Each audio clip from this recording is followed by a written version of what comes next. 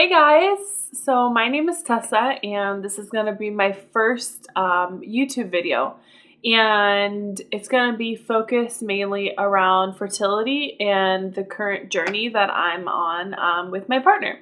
So I just kind of wanted to sit here, have a little chat, just talk about what my process has been so far, what steps we've taken, stuff like that. So we had our first meeting with the doctor a couple of weeks back. His name is Dr. Craig. He's really great here in Arizona.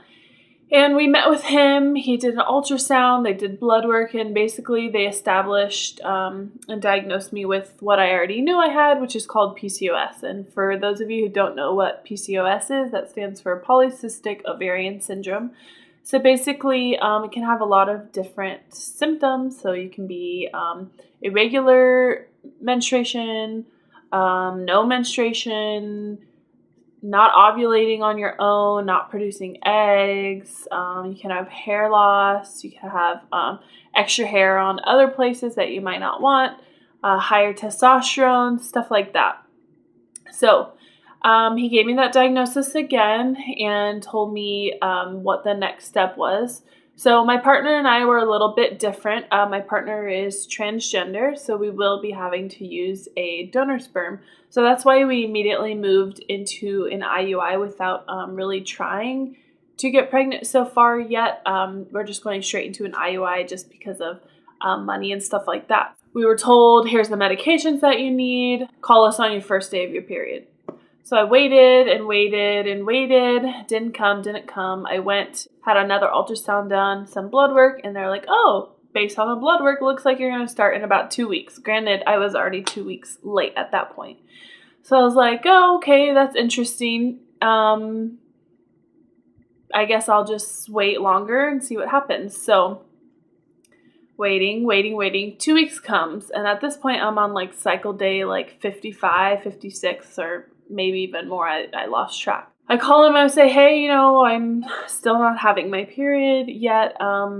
What's next? So I went in, I had a progesterone shot right in my butt. Was not as bad as I thought it was going to be. I didn't really have too many side effects from it. And lo and behold, exactly 5 days later, I finally got my period. So once that started on cycle days 3 through 7, they had me take Femara, letrozole. So I was on 5 milligrams of that every day. And let me tell you, some people say they don't really have many side effects from it, but I definitely did. So I had headaches the first couple of days. I was feeling very, very tired, but the worst side effect that I had is I was so emotional. I was wanting to cry all the time at nothing. I felt a little bit of mood swings. I felt a little just uneasy and anxious, but I just had to remind myself that it was just from the medication, so it was nothing to really be too concerned about. And pretty much once I stopped taking it, 2 or 3 days later, I felt totally back to myself. So today is cycle day 11, and we went in this morning for a follicle scan. So according to the follicle scan, on my left side, I have 2 really good follicles. They're both large. One was 17 or 16 millimeters, and the other one was 15 or 14. I have to look back at the footage, but they're both really good and big and mature. My uterine lining was good. I believe it was 6.2, so that's good. And I had a bunch more on the right ovary as well, but they were all under 6, so maybe some of them will grow by the time we do the IUI, but we got the go-ahead to do the trigger shot Sunday night at midnight, right in the middle of the night, but that's okay. So Sunday night at midnight, we'll be doing the trigger shot, and then I'll go in Tuesday at noon to do the IUI. So I'm feeling really anxious, really excited.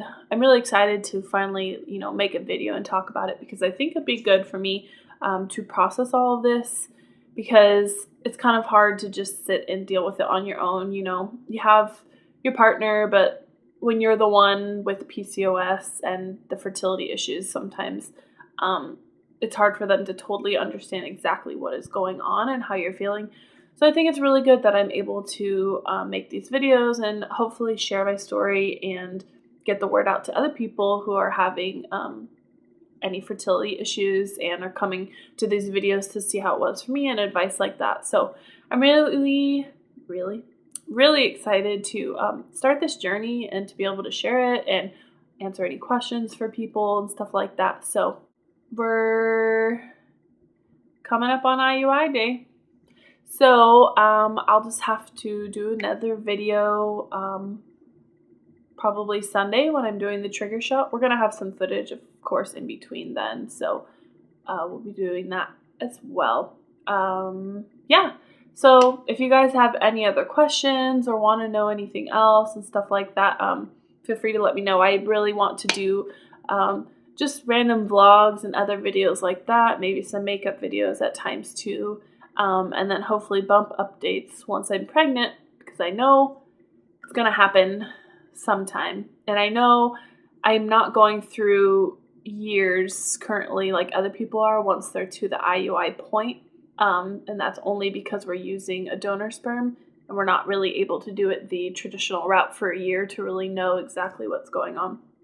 But I still know the struggles of having PCOS since I think I got diagnosed when I was 17 and what comes with that. And I still know what it's like to be told that you have infertility or fertility issues, or I know what it's like to have a year without a period, and I know what it's like to have a late period and all of a sudden not be ovulating and stuff like that. So I might not be on this journey for as long as other people have so far, but I can definitely relate. So I'm really glad to be able to be sharing this. So that's all I have for today, and I will keep you guys updated. Thanks for coming by.